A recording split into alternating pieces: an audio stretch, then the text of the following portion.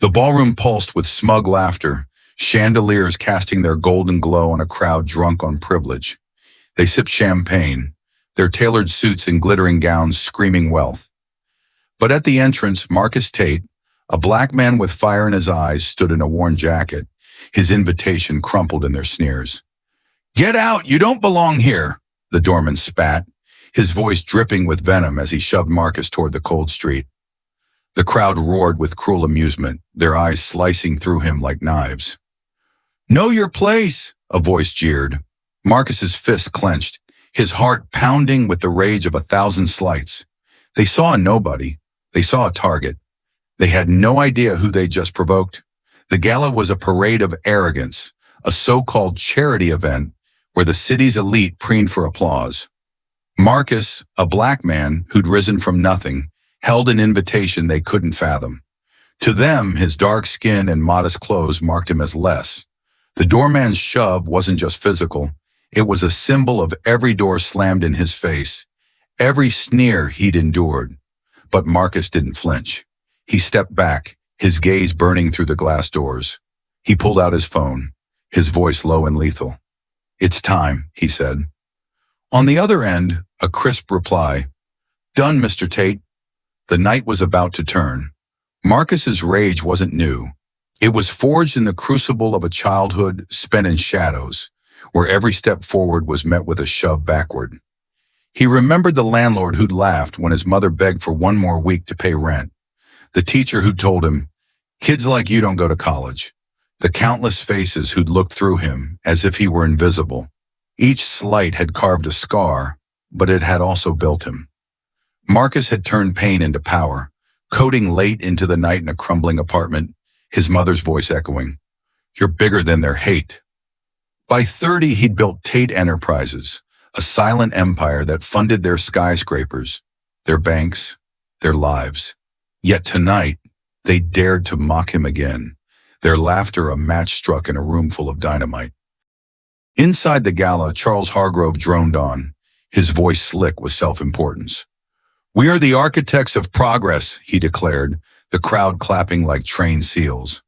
They didn't know Marcus owned the building they stood in, the loans they leaned on, the very ground beneath their feet. He'd chosen anonymity, letting them bask in their delusions while he pulled the strings. But tonight, their arrogance had pushed too far.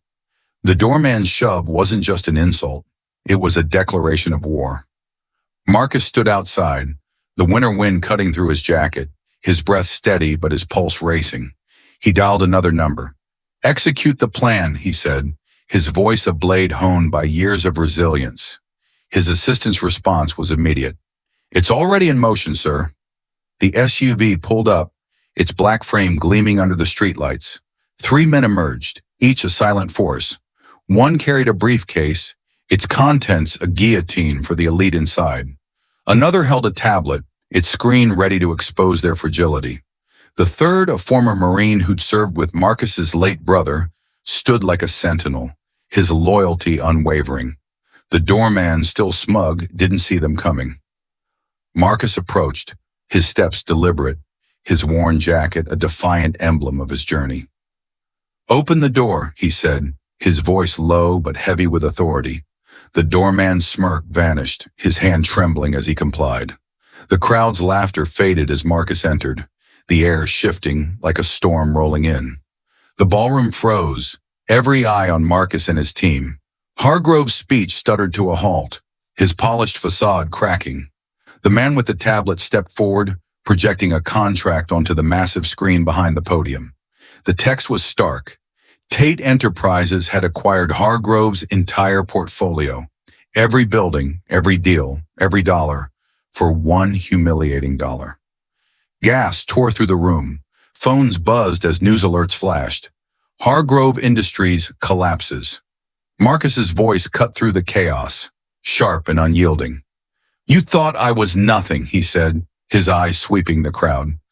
"You thought you could push me out, laugh in my face, and keep your power."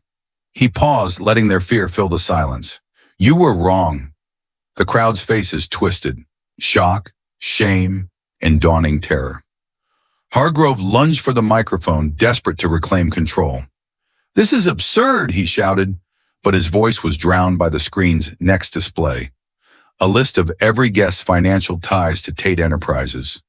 Their loans, their investments, their fragile empires, all tethered to the man they'd mocked. Marcus stepped closer, his presence towering.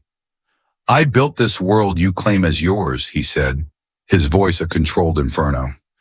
"Every building you boast about, every deal you celebrate, I made it possible. And now, I'm taking it back." The man with the briefcase opened it, revealing contracts that sealed their fate. Marcus's team moved swiftly, emails sent, partnerships severed, fortunes unraveling in real time. The room erupted in chaos. Guests scrambled, shouting into phones, pleading with advisors who couldn't save them. A woman in a diamond-encrusted gown clutched her pearls, her face pale as she realized her company's funding was gone. A man who'd jeered at Marcus now stared at the floor, his wealth evaporating with a single tap on the tablet. Hargrove's empire, built on arrogance and exclusion, crumbled like a house of cards. Marcus stood unmoved, his eyes burning with the fire of a man who'd fought too long to be silenced. "This isn't about me," he said, his voice rising, each word a hammer. "This is for every person you've dismissed, every dream you've crushed, every life you've deemed unworthy." He turned to the doorman, now cowering by the entrance. "You told me to know my place," Marcus said, his voice low but piercing. "Let me show you yours." With a nod, his team projected a new image, a foreclosure notice for the Gala's venue, effective immediately. The crowd's gasps turned to cries. "You don't decide who belongs," Marcus continued, addressing them all. "You don't get to gatekeep opportunity. I rose from nothing, and I'll keep rising, because my strength comes from the truth you can't face." He paused, letting the weight of his words crush their pride. "You're not the architects of this world. You're just tenants, and your lease is up." Marcus turned, his team following, their footsteps echoing in the stunned silence. The chandeliers flickered, their light no longer glamorous but hollow, exposing the fragility of the elite's world. Outside, Marcus climbed into the SUV, the city's skyline stretching before him, a testament to his unseen empire. His phone buzzed with a final message. Community center funding doubled. Groundbreaking next week. He allowed himself a faint smile. While the Gala's guests scrambled to salvage their ruins, Marcus was building something new.